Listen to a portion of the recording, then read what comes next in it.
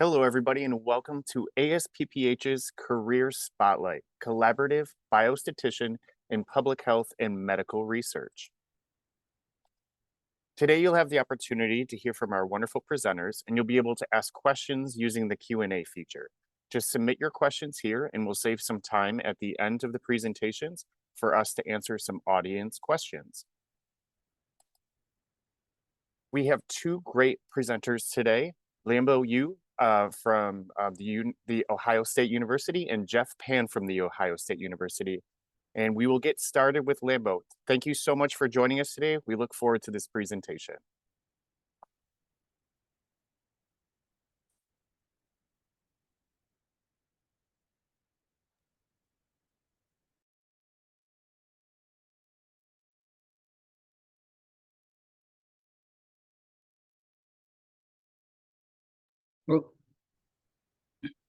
All right, we can start.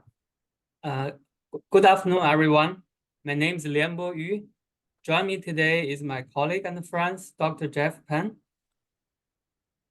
We are truly honored to be here today and grateful for this opportunity to share insights into the world of collaborative biostatistics. Together, we will embark a journey through our career experiences as collaborative biostatisticians. In the realm of biostatistics, every project is a unique expedition, a puzzle waiting to be solved. Dr. Pan and I have had the privilege of navigating this terrain, bringing together our skills, knowledge, and the passion for statistics to contribute to the field. Today's discussion is more than just a recounting of our individual journeys. It's an exploration of the collaborative spirit that has fueled our successes. We have had the opportunity to work on projects that go beyond numbers, impacting healthcare and medical research in profound ways. As we delve into our experiences, we invite you to join us in reflecting on the challenges, triumphs, and the lessons learned in the dynamic world of collaborative biostatistics. We're going to start with our career path, and then we're going to spend most of the time talking about what is collaborative biostatistician, what are the essential skills we need, what's the collaboration process we do every day, and we're going to share some of our stories. And we're going to discuss some of the challenges, practical issues we face every day for our job. At the end, we're going to share some job opportunities and discuss what are the qualifications for this job. So I'll start with my career journey. So I grew up in China. I spent elementary school, middle school, high school, go through all the school. And then 30 years ago, 1994, I went to college at Nankai University. I majored in statistics. At that time, statistics is still rare. It's only a few programs can provide statistics. So I was majoring in that, so I didn't expect I will start at that career, but I kind of accepted into that program. I have no idea what statistics is when I started, but I at the end of my college year, I really love it. It's really a good career. It fits me. So I entered the graduate program at the same university for 2 years, and then I transferred to Purdue to start my graduate school there. So I took all the courses, and then I got my master's degree in 2002. And then I continued for PhD and doing research with specialty in bioinformatics. At that time, it was still like a microarray. It was really popular. I learned a lot of, about microarray and how do we develop methodology for analyzing those kind of high throughput data. So I graduated in 2006, and then I found my job at the Center for Biostatistics at OSU. I started as a biostatistical scientist. So it basically is a collaborative biostatistician. So that's a job I started until now. So in 2013, our center with the size of the center, we are divided into different groups. So, and then I'm leading the one of the group, high-dimensional data group for genomic data, omics data. Later on, 1 year later in 2014, our center been merged into the Department of Biomedical Informatics in College of Medicine. And then I became the faculty. So my job literally doesn't change much, but I share more duties like the faculty, like a teaching services. But I keep doing the collaborative job as before. In 2021, then I was promoted to research associate professor. And later that year, I switched tracks because research track is really not designed for our career, like collaborative work. But clinical track in the university is more aligned with the job we do. So I transferred to clinical track. Since then, it's about 2 more years right now. So now I would hand the screen to Jeff.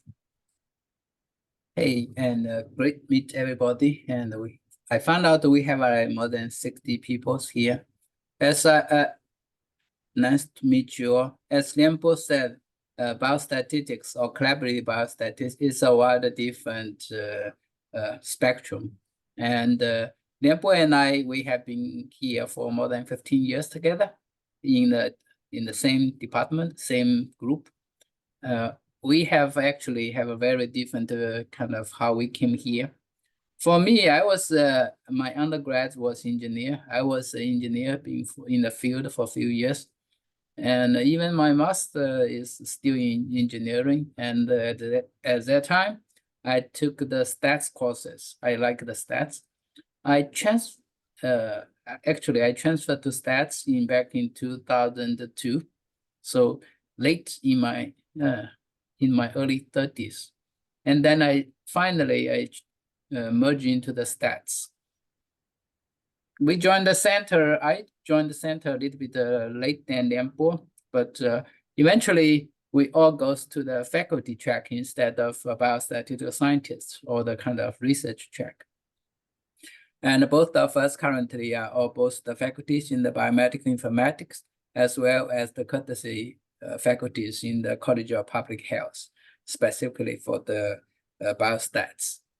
My area is slightly different from Lianbo. He's in the high dimensional. I'm in the group called population study. And of course, we design a lot of clinical trial, not only just the population, but also specifically patient, very different patient populations to do the clinical trial. So I'm working on more on the clinical data. And that's my career path. It's kind of like a similar, it's from research scientist, which is a collaborative role, become the clinical assistant professor or associate professor, which is a little bit more, how to say, not freedom, actually more duties than the research scientist, but this is how we grow. Okay. So let me start with what is collaborative biostatistician? And the collaborative, it's kind of really definition. It's we are in the biostatistics, but we, based on the chat GPT, we can see the collaborative biostatistician is a professional in the field of biostatistics who works closely with researchers, scientists, and healthcare professionals, other people, okay? In the field of biology, medicine, healthcare. And actually, I'm working with the people in aerospace engineering to zoology, so A to Z. Every department I have potentially to work with.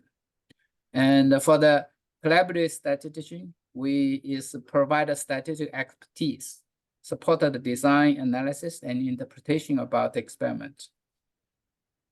And some of them, it's mainly in the life science. That's why we call it bio. However, there's one kind of slightly different from other kind of biostatistician, which is focused on method. We are more focused on the application. Just like we are not the one who created a biostatistical tool, but we use it. Our responsibility is slightly different from others. We ensure the designs and approach and all the analysis methods. We want to make sure these are sound and rigorous, and which means the results from the study must have a high probability of the repeatability. Statistician will not say 100%, but we want to improve the probability that the results are quite repeatable. So, and of course, we also want to ensure the interpretation about the results must be, must be relevant and interpreted properly, which is sometimes we miss a lot of reporters in the health science, or in some time they will misreport. And although the results are there, the just interpretation is it's somewhat missed. And that's our responsibility too, not just the stats, but how to interpret the stats is also become part of our job. So be a collaborative biostatistician, we must not only just a statistician. You see here, we have 3 different areas of this one. Statistical expertise. This is one thing we would learn in the school. For me, I learned it when I was a graduate student. So new statistical methods, that's a continuous learning experience.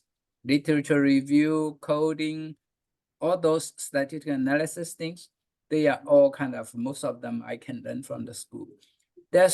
There are 2 essential skills that may not be able to learn in the stats courses, like communication and leadership.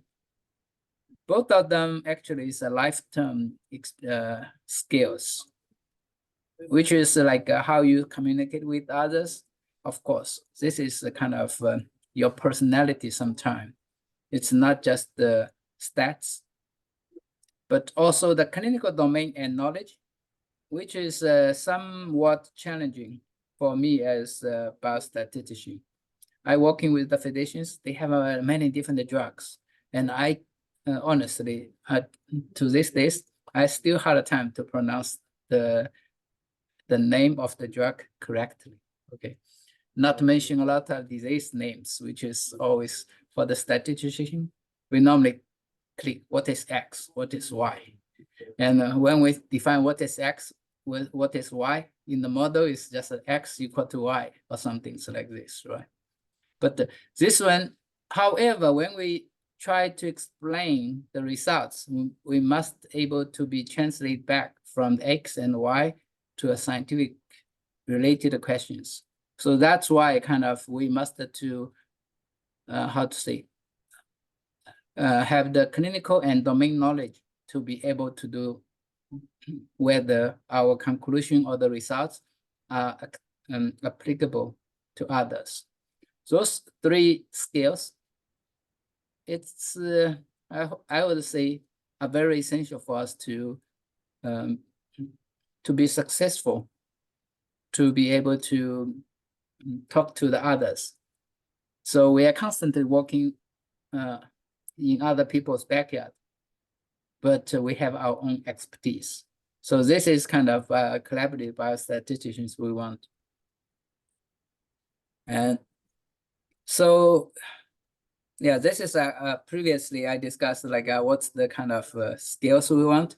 And right now, let's discuss about what we do.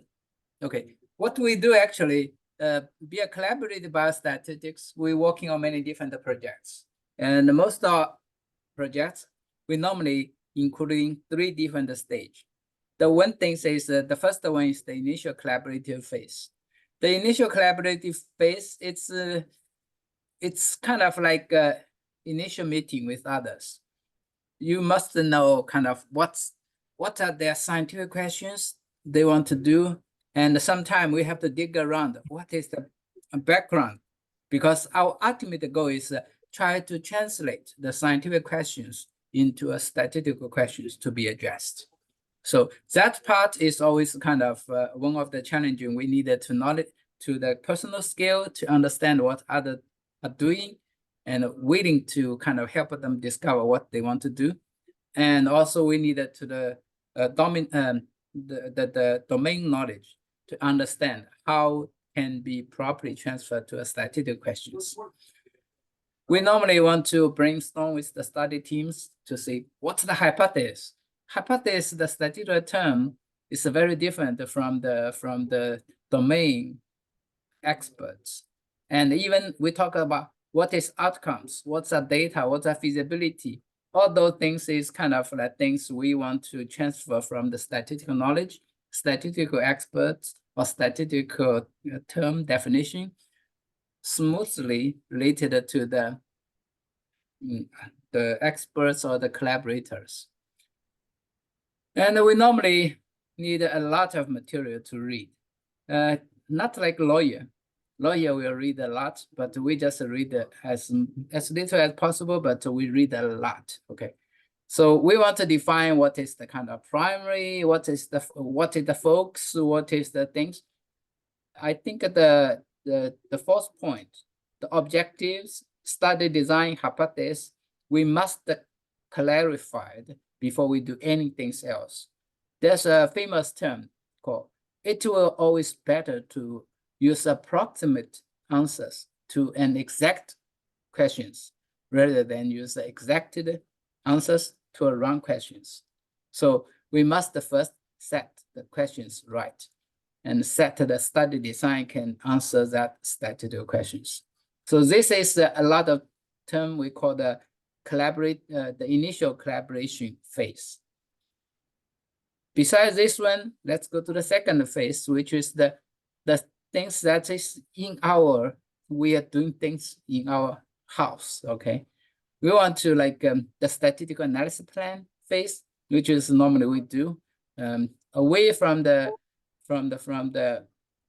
collaborators. We want to a lot of the data collection. Normally we will collaborate with them, but this is normally not we do. But the statistical, we need to clean the data, guarantee the data good, which is we normally do not teach in the school, but we spend a lot of time how to judge whether data is right or not without doing any statistical analysis. We just distribute stats and we just want to see whether this one is good.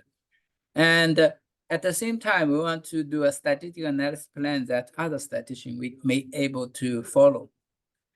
Of course, we always have some flexible in terms of the design the statistical analysis plan, but we always give us some kind of flexibility also, not only just the big picture about what's going on, but we want to some details to reserve to ourselves to interpret later on.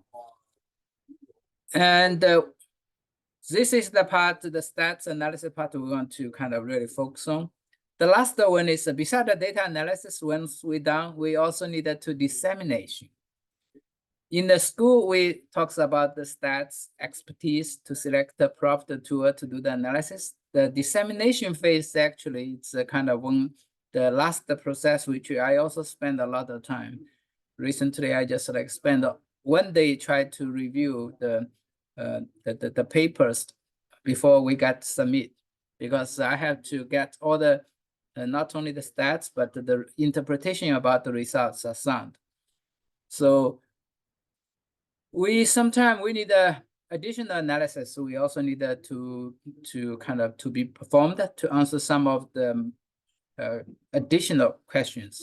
So that one is more kind of iterated process, not just like each process is independent and one after another one. A lot of time we kind of like sometime after dissemination, we find out that there's more things to do. We go back to the second stage, which is the data analysis stage.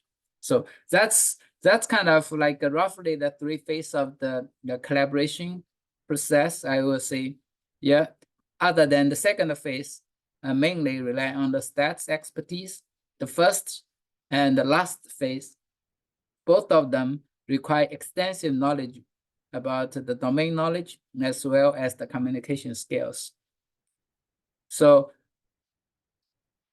let me start with, I working with the good things be a collaborative biostatistician is what, personally, I enjoy working with many different collaborators and many new projects almost every week, which is, you can say it's exciting, but some people may say exhausting, okay? Exciting and exhausting, it's very close, right? But this is the things we do. But each of them, you will find the opportunity that you excite you. You will feel the contribution to the society. And in my career, in my earlier career, I started working with a group of the researchers in the ADHD. Specifically, we are looking at the ADHD in the youth. This is the area, it's kind of one of the, not my passion, but become my passion, was not my passion, but become my passion. Because the more I know that, the more I kind of feel the desperate need from the parents. So, and I feel like what I can do, it's contribute to the society and really help some people. Just like physicians, although they are exhausted, but they are willing to help when they are able. So let's go back to the ADHD. I'm sure many of you guys know what is ADHD, right? And ADHD, Lempo, could you go back to the previous slide? Yeah, so we have about 8% of the population in US, especially the youth, have ADHD, which is every 12 people. In the currently the US, the classroom size is about 20-ish. We're expecting one of the kids will have ADHD. That's a more kind of, you think it's much more common than you thought. And the total sample size in the US is about 5 million. 5 million of people with ADHD. So treat the ADHD normally was diagnosed in the childhood when they were young. And when we have the opportunity in their young, we can start to training them and to get cope the behavior very well. Then we can help them to successful in academics and also in personal skills. And inattention means that they cannot focus on things very long. Impulsivity means like they have impulse. Everybody have some impulsivities, right? But those ADHD kids, it's they cannot kind of spontaneously, and hyperactivity, basically, like all those things for, I would say, like somehow we all associated, especially for me, okay? By the way, the side story is like when I started was ADHD, they have a diagnosis manual, the DVM, and I found out a lot of things. I have some ADHD symptoms, but finally the physician told me, oh, your number is not high enough. So a lot of them, everybody have some inattention states and impulsivity and hyperactivity, but to be diagnosed with ADHD, you must reach the score of, it depends on which menu you are talking about. You may be kind of 28 or 24 kind of signs, which is normally we don't have that. Most of people have about 10 to 20. So that gives you some sense about ADHD. So for the ADHD, I'm working with a team of the physicians. So in my last 15 years, we spend millions of dollars trying to study different treatment options. And other than a statistician, I'm also become pseudo expert into the treatment plans. So we have looked at the ADHD in the use the atomoxetine, which is a drug, and we also the parent training manual, and we have another drug called the risperidones, and probiotics, even the essential oil. And recently we finished a neurofeedback treatment. So all of those kind of researchers, we as a co-I, we look for different agents or people to sponsor us to do the research. And thanks for the NIH and also the internal fund and also the industry help us to make all those research feasible. But all those things This is a 1, 2, 3, 4, 5. We have a 5 large grants to look at all those things together. So this is kind of like one of the topics. I working with several teams to do different things, try to find out the solutions. That's the kind of collaborative biostatistician. You also can feel the joy when you find that some things can be useful for the practice to help the people in need. Okay. This is 2 of the study designs. In the dissemination about the stats, other than the clinical outcomes, we always sometimes we forgot how those numbers were generated, who are generated. This is called this is for all the clinical trial. How many I'm not sure, like how many people have familiar with for those kind of clinical trial report. The first things normally we want to try to see how the numbers of subjects or how things are goes, especially in terms of the patients. Let me look at the first one as examples. We screened more than 300 patients, and we have a lot of people get the confirmed diagnosis, and we also have the some TBR, which is it's another kind of criteria in the exclusion criteria from the brain kind of signaling. And we finally we identify those people are willing to participate, and they are fully meet the inclusion-exclusion criteria. Yeah. Then we randomize the subjects into the neurofeedback and the control groups. So in this one, the neurofeedback, we must kind of, the people have the brain stimulated gameplay, and the game will be, how to say, based on the neurofeedback, whether they are good or not, with constantly changing some of the kind of stimulants. So in this one, we have one group has neurofeedback, one group will have, how to say, active control. We do not have we selected active control to be mimicked to the placebo effects. And we always needed to be attention to see how many people get the treatment and how many people kind of, for this study, we have 85 people assigned to the neurofeedback, and we have 82 have the end of the visit. And if we look at the mid-treat, we have 17 exit the treatment per protocol. The protocol allows people to exit the study if they do not see signs. But if we look at in the other way, in the control group, I have 11 exit at the per protocol and 5 stop treatment. Those one, it's although the number is kind of seems like in the treatment group is large, but we look at the ratios. We are from 85, which is a 3-to-1 ratios. So similar number of the people drop off. So this is kind of way other than we discuss any statistical analysis. We needed to summarize what the data is based on.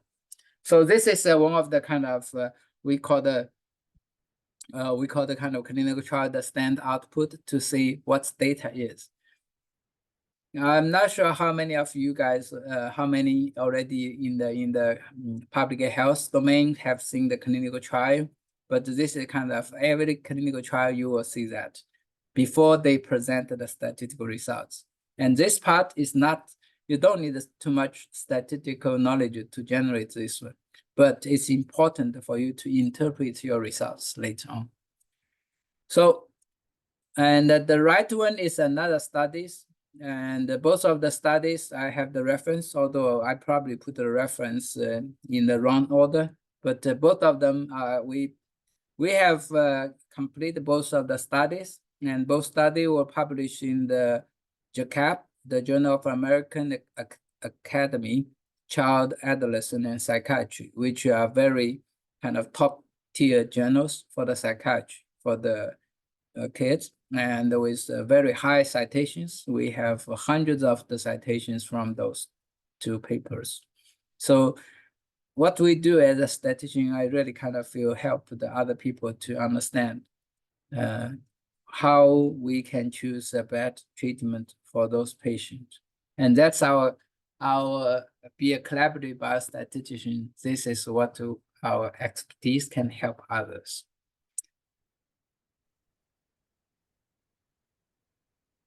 All right, Okay. I'll share some of my stories then. So first I want to show you what's the scope of my work every day, the kind of collaborator we have, and what kind of funding I need to have, and what kind of data I work with.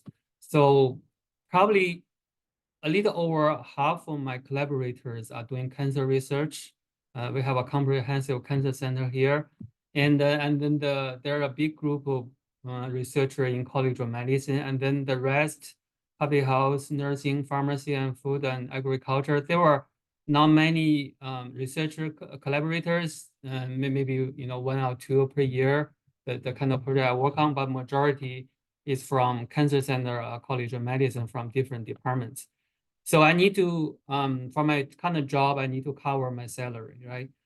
So at the research track, I need to cover 100%, but now at the clinical track, I only need to cover up to 70%, and the rest I'll do all kind of service, teaching, kind of related to department. But for the funding, I could have federal fundings. I working in teams. As a collaborator, I'd be co-I. I can work on large program project. I could work on center grant. I could work on R-type grant like R1, Jeff mentioned, like a DOD or foundation. Our center also have a contract with different departments and do all statistical needs they need, right? They could request half FTE, or they could request 30% FTE or 1%, provide all aspects of statistics that they would need for their department. So I was involved in the past in anesthesiology, surgery, and also CCC. There are different programs. I was involved in that as well, but the majority of my funding will be federal grants from NIH or NCI. So sometimes we do provide help for hourly project. People need just data analysis. It's not long-term. We will do the fee, charge them a fee for service.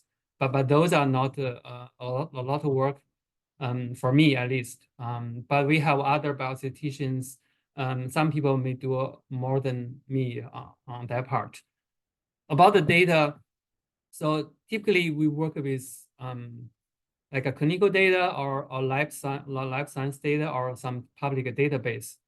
So my work is mainly on lab data like PCR, sequencing, next generation sequencing, genomics data, proteomic data, methylation data, because I work on a lot of grounds. So because in those grounds, a lot of biology mechanism studies, they need to do a lot of lab experiments. In some of the grounds, they do have human data like clinical trials. And so I do analyze those as well. But a lot of work are basically live data and like omics data, like a large public database from TCG or Orion or Geo database.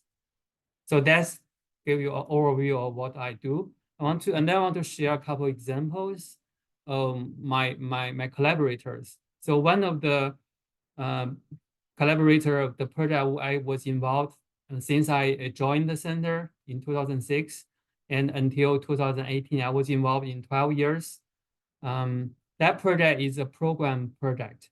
That means it's a large grants. It's about like 10 million total for 5 years. And that project is get renewed every 5 years.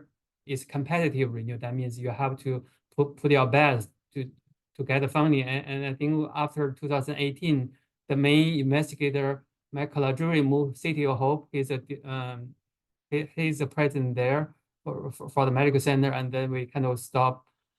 He kind of bring his party into City of Hope. And I think that after that project ends.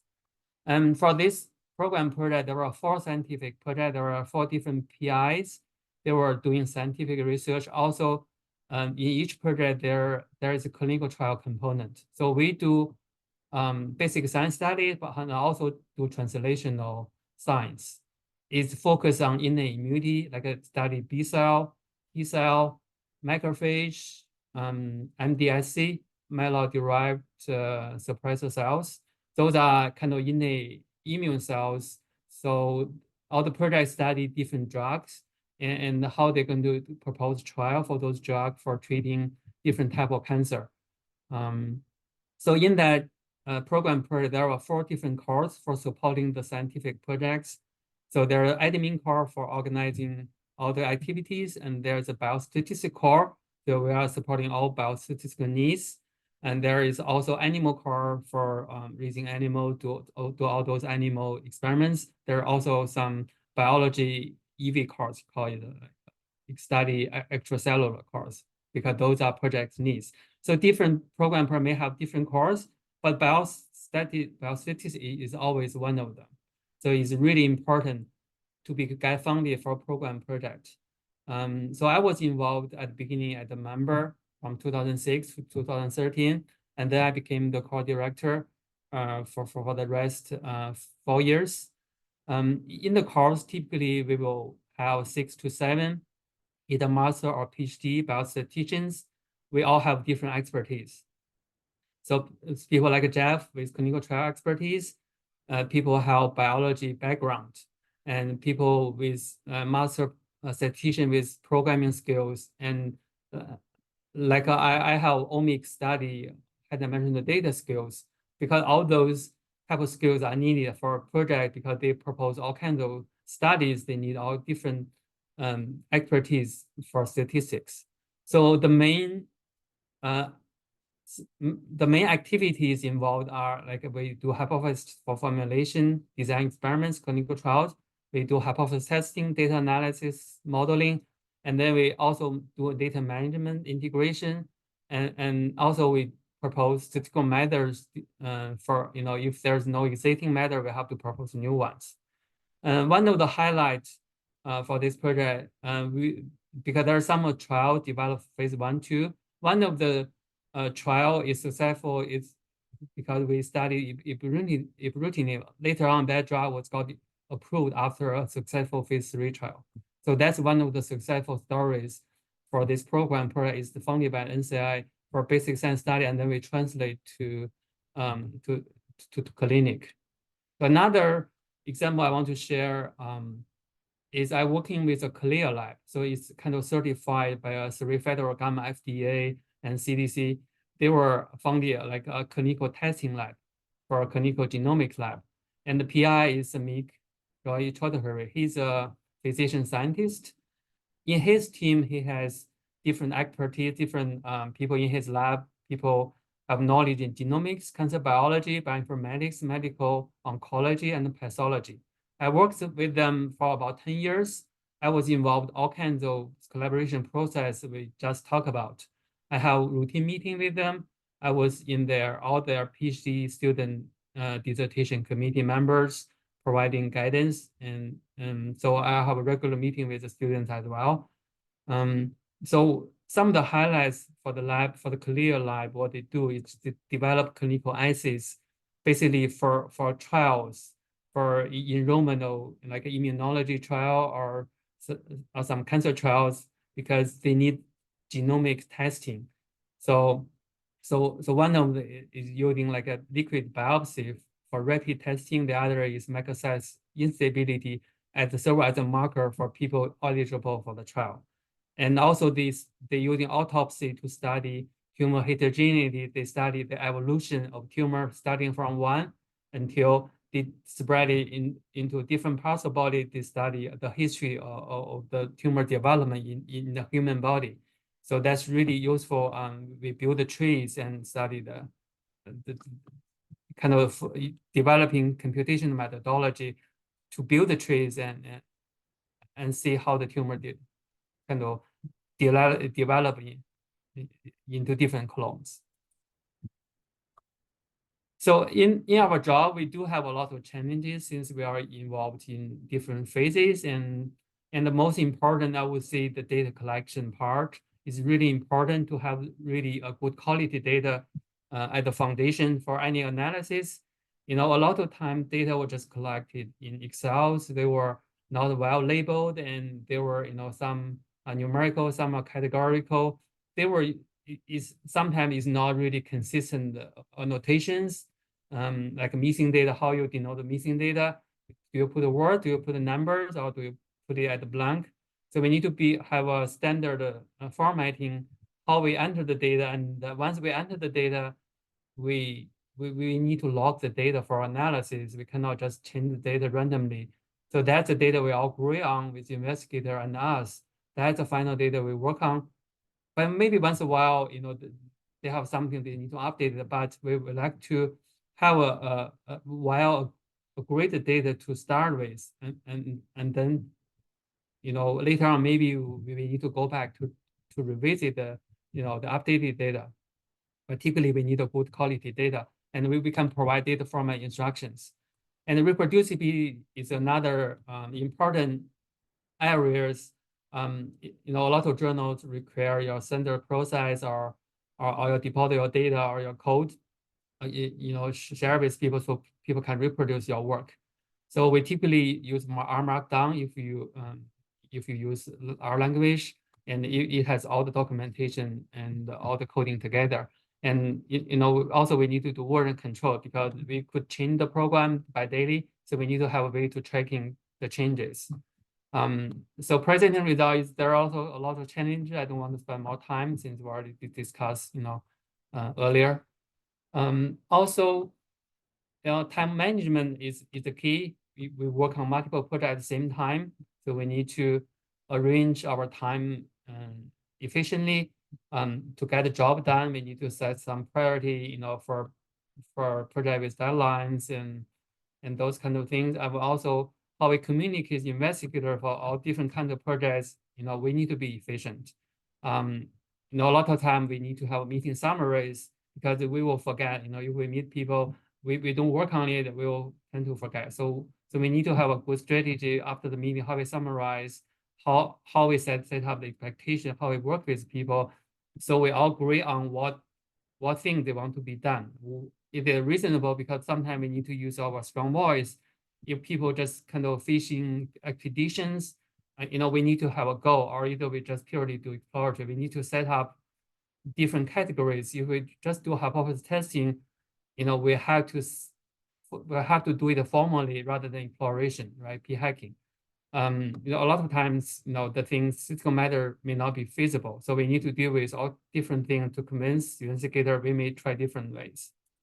Other things, for example, we need to work, with our colleague. We have so many people here, we could get help from the people we need to. I mean, that's a benefit, if you have a colleague as you, kind of like you, but they have different expertise. They're really helpful resources. And also mentorship, each person, the groups need a mentorship. And also you need to provide mentorship to junior statistician as well. So mentorship is really important for career growth. Whenever you go to a job, you need to have a mentorship established. And also expertise development is important too. After, fresh from graduate school, a lot of skills, you don't have, because what you learn from school is kind of limited. You need to develop different expertise in your real job. So that's really important. And the leadership too. I think leadership is really important in any job. Now let's talk about, we need to have a certain degree to do a certain job.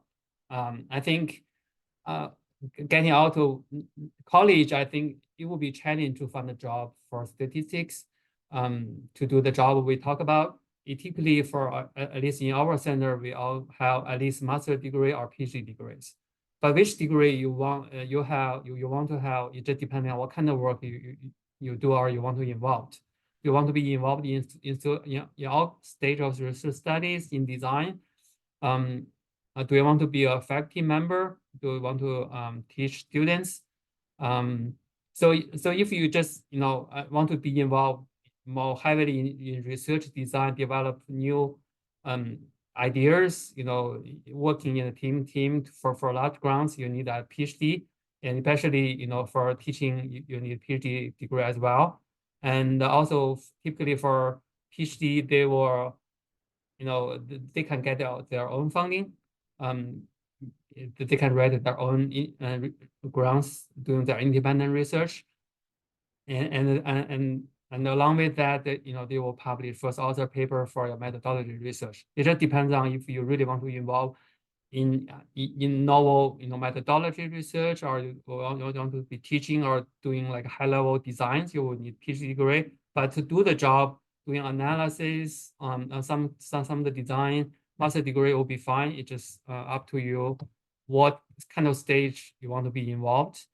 And so there'll be a lot of opportunities if you have biostatistical related degree. You don't have to be exactly biostat, but something really, if you have some training in biostatistics, you can get a job, a biostatistician job in academia. Like I talked about, you could be tenure track, you could be non-tenure track, like Jeff and I, we are non-tenure track. You can also be staff biostatistician, just doing collaborative work without involvement with any teaching or other related services.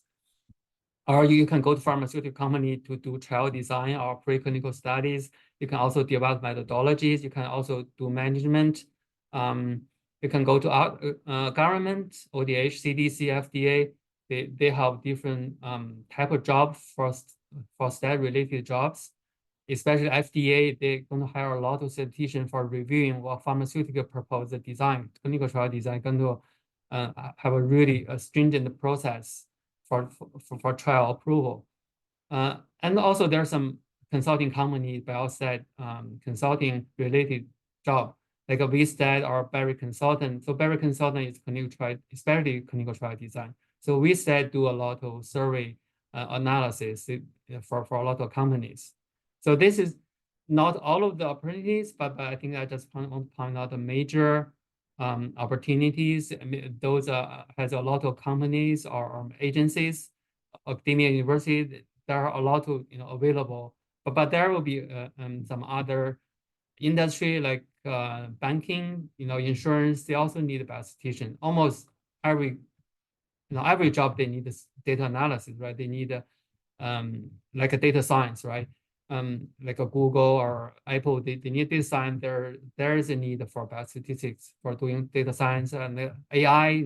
Right now, they will need statistics as well. So I want to spend maybe just quickly kind of show you what the job description for our center in the past. We put up the job. We kind of describe the kind of work we do. This is basically what we talk about, all different phases of the process and all those practical issues, all those you kind of use the mentoring, your presentation skills. So this is for mid-level biostatistician, and also this is for senior. It's going to have a more requirement, and especially with relevant experience in the similar field or similar degrees. So with that, I want to leave some time for questions. Thank you so much, both of you, for presenting today. We do have a couple questions. The first one that came in was, do PhD in biostats mostly do research focused on methodology, mathematics? They're more interested in the application of biostatistics, not theory. So they're not sure if it's suitable for pursuing a PhD. Okay, maybe I'll go first. So for PhD degree, there are, I think in general, people can do applied, people can do theory, methodology, and it's not about like a theory mathematics. So there are two, it's not a directly two track, but kind of like a two directions. You can do more applied, like the job we do is more applied. You have a real problem, you solve the problem. More theoretical, that means you kind of approve your methodology have a certain property in theoretically. So, but also, I guess you could do both. But applied, I think there are a lot of jobs for applied. That will be more easy to find job. But theoretical, probably you want to go to academia to want to be effective. Yeah, PhD has two kind of things. One is applied PhD, basically like a collaborative biostatistician. Lianbo and I were doing is mainly for collaborative research, basically applied statistician. Okay, and of course, PhD in biostatistics can also focus on the methods. So Yeah, Lianbo has several kind of different positions that exist as examples. So my answer to your questions, you can do both. Be a PhD, depends on what you really like. If All you right. like to be applied, sure. I didn't mean to cut you off. Sorry, Jeff. I thought you were done. Thanks. So we got another question. What are the scopes for masters in epidemiology with biostatistics and bioinformatics to join data analysis? That is a kind of really unknown questions because I don't know how to answer that one, but data science become a kind of everything's involving the data analysis will be picking whether you are in the banking or in the society in the kind of infection disease prevention and all, even in the food science, we're also doing that one. So in that case, I feel to join data analysis, actually, I'm also a member in the kind of the TDAI, basically Clinical Translational Institute. I'm the member also. So this is kind of overlapping. The scope is harder to define, but definitely this is one of the way people are trying to do. Hope this answers questions. Yeah. Yes. And let me know if you have anything to add, Limbo. I'll move on to the next question. If somebody is struggling with a specific course like theory, do you have any recommendations for anybody who's struggling with a specific course and they're a little bit nervous about getting through the program because of this one class? So do you have any tips or tricks on how, if people are struggling with a specific aspect of their program, how to make it through there so they can go on and graduate successfully? So I would say just get help, right? Working with your classmate, working together as a team. I think that's the way, because we need to understand the theory, at least in a high level, right? To exchange ideas. I mean, at least to me, theory, if you get a high level idea and then you work on the detail, that could take some time, but at least you should get a high level understanding what's going on, right?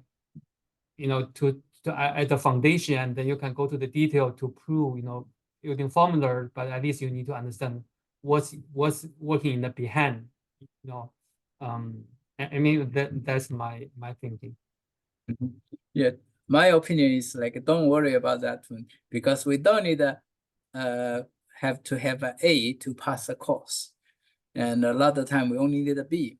And some of the stats, the theories, you may not need it very urgently. And as Lianbo and I, we have a different directions about our collaboration that can also to kind of help you. The most important question is whether you like the biostats or not.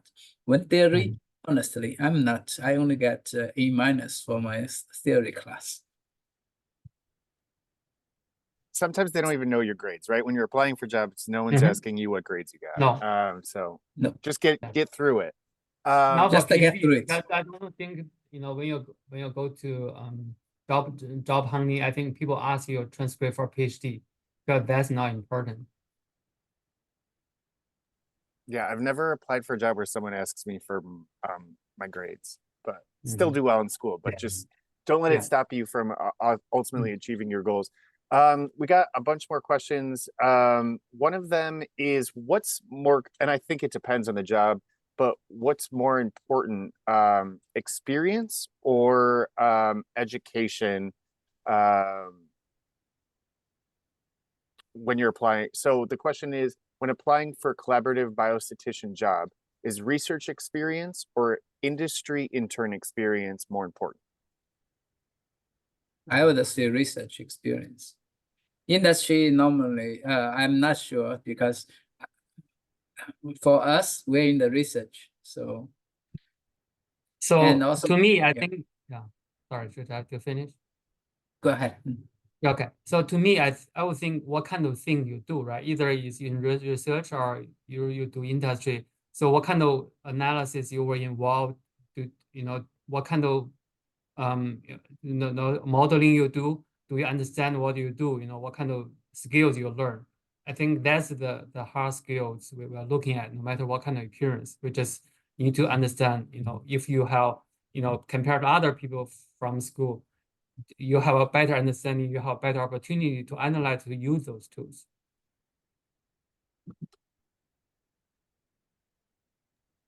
All right. I'm going to try to get through more of them, but one of the questions that we get often is, how is AI changing this field? Good question. I think because from our daily, because we are in Department of Biomedical Informatics, we can see that AI already changed our department, because everybody, doing bioinformatics, medical research, they are already going AI direction. They are doing generative AI. They're using the tool to generate a lot of things like imaging, or like electrical record data, right? But those are a lot of analysis. There's statistical department. However, you need for large data set, you need to equip with those skills, to using AI to give you to kind of give you more power. Yeah, AI definitely is in the field, and however, AI a lot of time it's just like exploratory. For me, the clinical trial, from the AI analysis, we get a lot of insight to do the clinical trial. So I would say AI would. I'm sorry.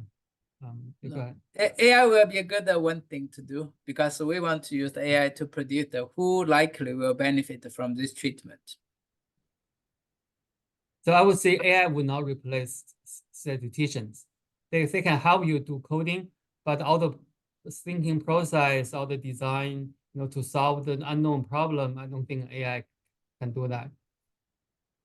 Yeah, currently. So eventually AI will be a really good. We can use AI everywhere. I use AI to generate my course descriptions, and as the presentation, first the ChatGPT, we use that one to define instead of Wikipedia, right? So the famous quote is, people with AI will always have a job. We always beat those people without knowledge, without AI. And I think it's a good collaborative tool, right? Like it complements your job. It doesn't necessarily take the jobs away, but it's a nice tool to use in the job that you have. All right, so we're almost out of time. There's so many great questions. So what are some resources that people could use while they're in grad school for biostatistics? Is there any good resources that people should look for, utilize as they're trying to learn more about the field, or as they're trying to get a career in the field? Is there any specific things that you would recommend? For me, the ASA website, the American Statistical Association, we have collaborative research. We do have a good, there's a bunch of the subcommittees work on this one. So that will be a good place for you to see. Let me try to find if I can find the website. Oh, yeah, we are a big community. So yeah, I think almost every school has statistics program. I think you are free to go to their department and talk to people, right, to understand what they do, to get it for some information. And one more question, because I think this is a good one, is how do both of you stay organized in your profession with all of the different things that you're doing? We have one of our attendees came in and they said, if you have any tips on how you learn to stay organized as you collaborate, that'd be really helpful. To-do list. Simple. Yeah, they need to keep tracking things. One thing I use is, sorry, go ahead. No, go ahead. And we always don't, we're statistician, we don't need the perfections. So give yourself some rooms. Especially we are working on multiple projects and reply hundreds of emails a day. you are guaranteed that you will make mistakes. So give yourself 5% of the error rate. No, I'm kidding. Okay. The one thing to do is like try to keep your track. Is the only thing is a to-do list. Do either of you use like Monday.com or any project management tools for collaboration? Some people do, but I'd rather just doing everything locally. Just organize my folders, all my files, emails. I have a way if I need to track something when I did it and which word and how. There's a lot of public resources you can use, but I just do everything in my local.